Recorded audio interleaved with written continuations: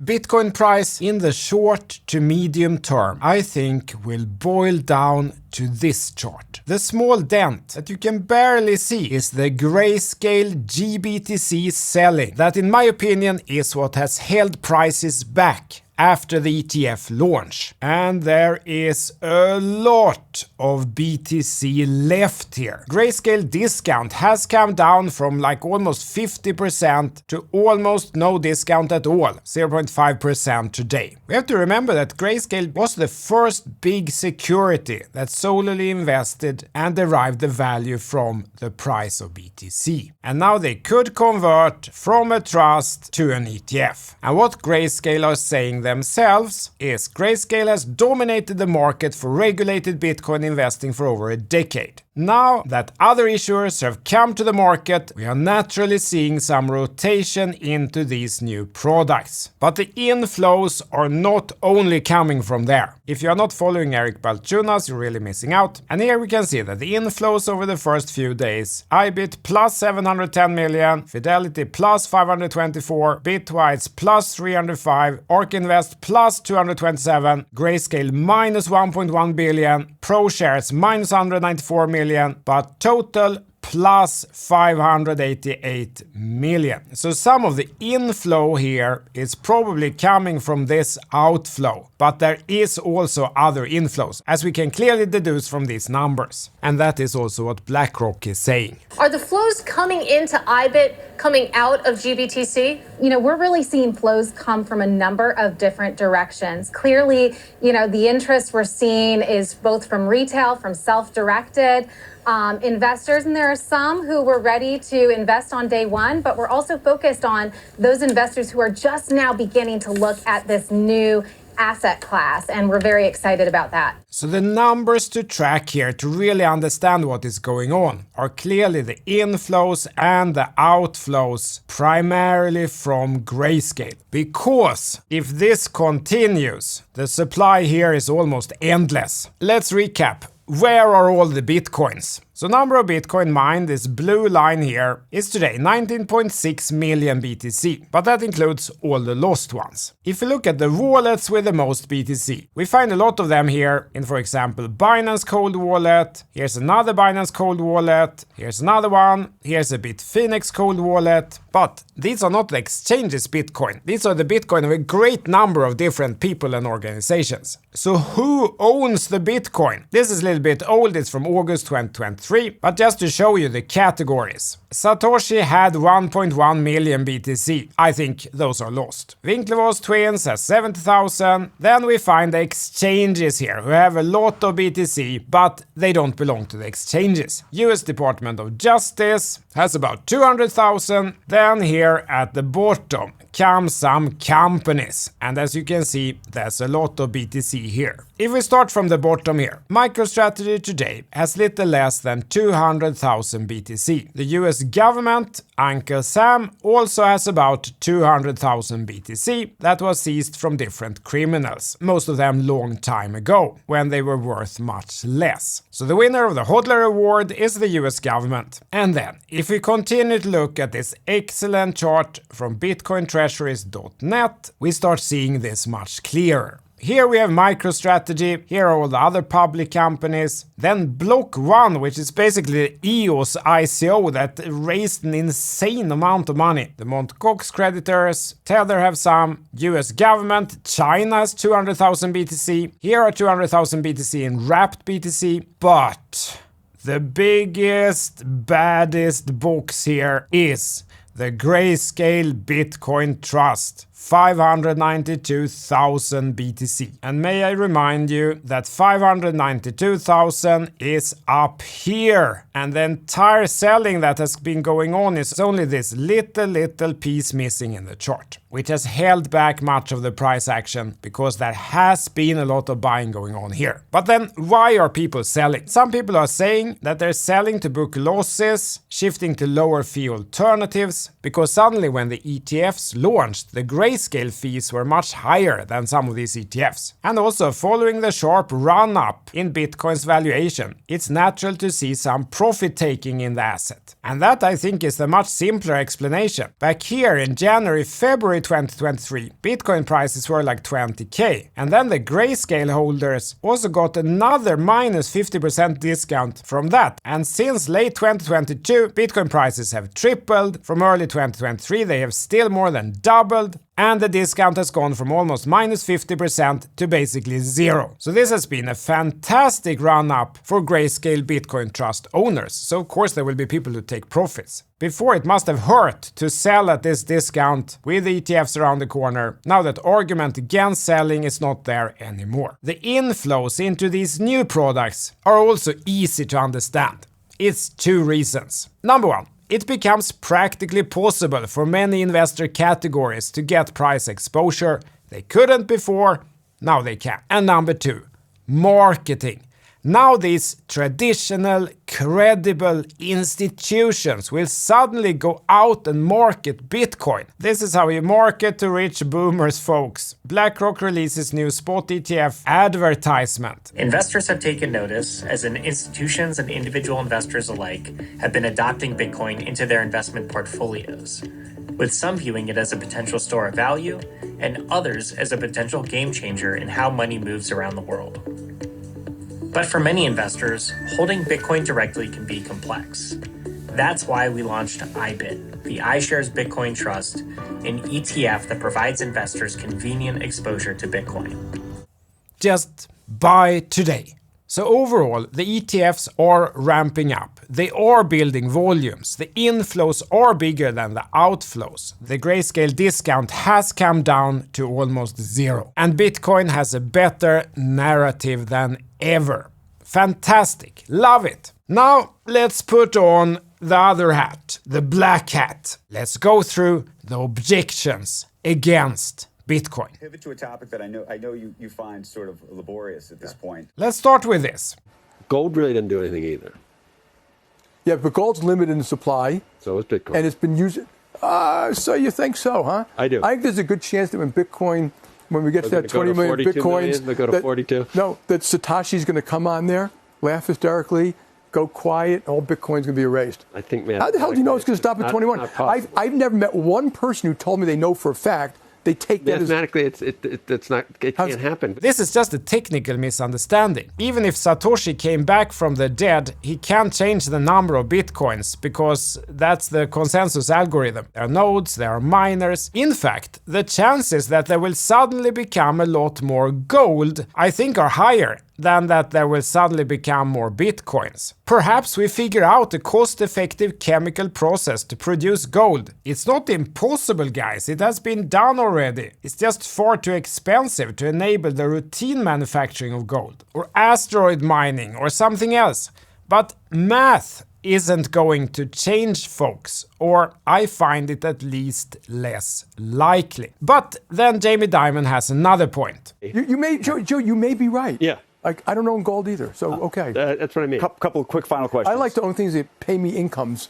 It doesn't cost money to carry. Anyway, and it costs money to carry Bitcoin too, by the way. So he likes assets that pay him income, while Bitcoin is like a pet rock, in fairness, just like gold. And this is also the argument of Vanguard, because the Vanguard titan, Jack Bogle, just like Buffett, was not a fan of commodities, such as gold, silver, oil, or crypto for the matter, because there's no internal rate of return. And while I love trading commodities, this argument I can understand. If your objective is to buy assets that pay you cash flow, and then hold those forever, commodities ain't it? BlockFi and Celsius and all those companies paying yield on crypto. Their promise was that if I loan out my BTC to them, they can then find another investor who is willing to pay to borrow those BTC. Then those other investors didn't have to sell other crypto assets where they were in huge profit and realize that capital gains tax. Unfortunately, it turned out that those companies did a lot of other stuff with our money, and poof, it's gone. No one has solved this for Bitcoin. So Jamie Dimon and Vanguard's founder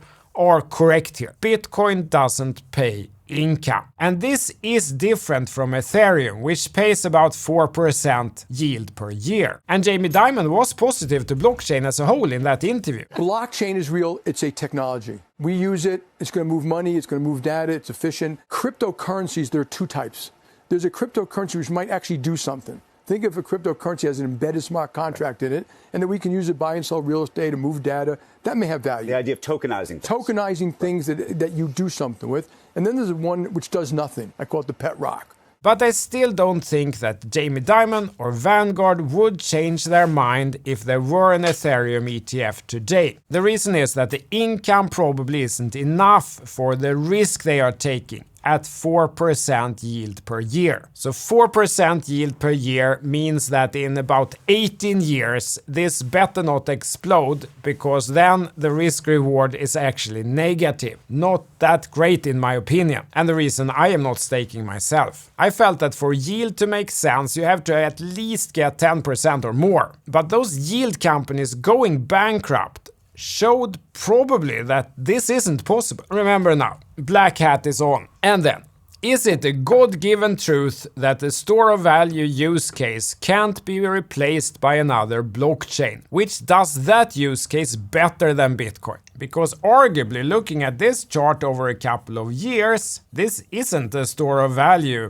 And I think that's what some of the critics probably feel too. Is it really impossible for the price of Bitcoin to go down 80 or 85%? Clearly not impossible, looking at the history. So is a buy and hold approach risk-free? No, it's not. It's quite risky if you buy at any of the peaks. Secondly, I feel the Bitcoin community has done one big mistake, which makes me again, with Black Hat on, ask if it's really impossible for another blockchain to take over the use case of Bitcoin. And that is the fees that have now spiked 1, 2, 3, 4 times, going over $30 per transaction. Over the years, I've thought so much over this. I know all the arguments. One argument is that high fees are actually good because it means only serious money use the network. I don't agree with this. Cost matters and lower is better when it's usage, meaning actual cost. The fees are not a Veblen good, even if Bitcoin ownership as such is. Another argument is that never changing the protocol gives it stability. No matter what happens, you don't change it. This is a good argument, because if starting to change the protocol, perhaps someone could influence more changes, like increasing the number of Bitcoin that Jamie Dimon talked about. I get that argument. But there's a problem with it. They did change it. They introduced Taproot, which sort of enabled the ordinals boom. Now you can trade NFTs, node monks, the first original 10K collection inscribed on Bitcoin at 0.19 BTC. I don't have any of these, sadly, and a myriad of other projects. Also, never changing the protocol, I think it's a mistake. The network was freaking full already in 2017. I remember it, you couldn't use it, transactions stuck for 2 days. And Segwit and Taproot aren't enough to fix that. The real solution suggested is Lightning, but it hasn't really worked, and I'm going to make a separate video on why, or this video gets too long. So we are still on layer 1 in practice. And then, do we want adoption or not? Say tomorrow,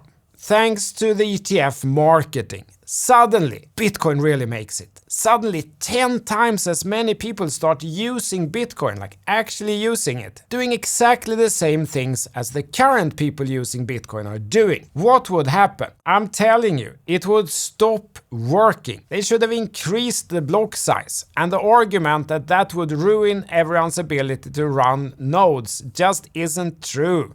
Computers are faster today than they were 15 years ago. You could at least increase it proportionally to computer and internet speed increase at a constant cost. Otherwise, the Bitcoin network is going to grind to a halt, and it won't be pretty. I said this already in 2017. I hoped I was wrong, but sadly I think I was right. Now the problem is that this went from a technical discussion to a religious discussion many years ago already, to the point that I'm not sure that this religious matter can even be discussed anymore, at least not with the same people. I think their position went down too deep in the ground. So the paradox is that I think the biggest single risk to Bitcoin is that usage actually picks up, but there is no capacity increase due to this religious position. And what will happen then is that fees go up much higher. And they could go up so high that enough people start feeling like, I'll just use Solana or Ethereum instead. And there is a gradual move over in narrative and actual usage. So going into 2024, even with the ETF, I restate my firm belief that HODL to death is actually pretty risky, even for BTC, and not to mention altcoins. And I start 2024 with the same clear conviction that the way to mitigate that risk is a trend-following approach, so that if the Bitcoin trend does the impossible and turns down and doesn't stop at some point, I will dodge much of that decline and preserve most of my capital. Because I disagree that the decline in Bitcoin price can never happen in the new paradigm. I think it can. But these risks that I have talked about now, are they short-term risks? Do they impact how I should act right now? No, I don't think they are. They are long-term or at least medium-term risks. I don't think anything will happen to BTC now. ETFs are in fact not on-chain. So that's the purpose of this black hat exercise, to see if there exists a problem that demands a mitigating action which we haven't covered. And I think we do cover the big problem mitigation in our process already, while arguably I think many others don't. So now we can take it off. Today there is no black hat on. The trend is up. Large online is gold for BTC. And if we zoom in further, we see that BTC is clearly holding its range. Continuation is always more likely than reversal at each individual point of time. The flows are looking good. The inflows are way bigger than the outflows. And any idea that this doesn't matter, that price isn't impacted because it's OTC, is a misunderstanding. That's only true if there are buyers and sellers agreeing on price and volume.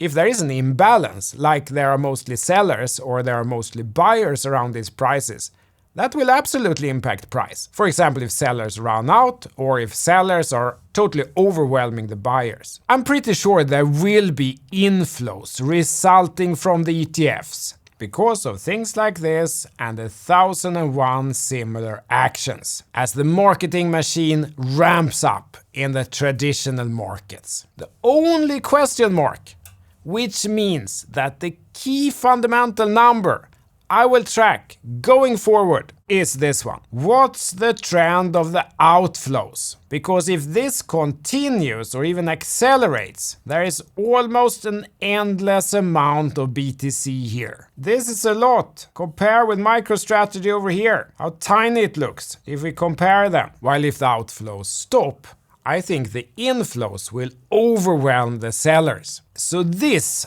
I think, is what will determine the short to medium-term price of Bitcoin. I already outlined what I called scenario 1 in previous videos this year. Go back and watch them if you haven't seen it. And so far, it's exactly what has played out. Pump after the approval, and we got it. Price hit 49,102, almost 50,000 after the approval. Then I said that there could be a what now feeling if inflows aren't immediately coming in billions and billions, and we could get a retracement either to 40k support or even to next support at 30k. Expect some front running. Only question now is if this was the retracement to about 40k, because it did go to 41,680, pretty close, or if there's a deeper one coming before the inflows take over. And once again, I think that question will boil down to the GBTC outflows, which we can monitor,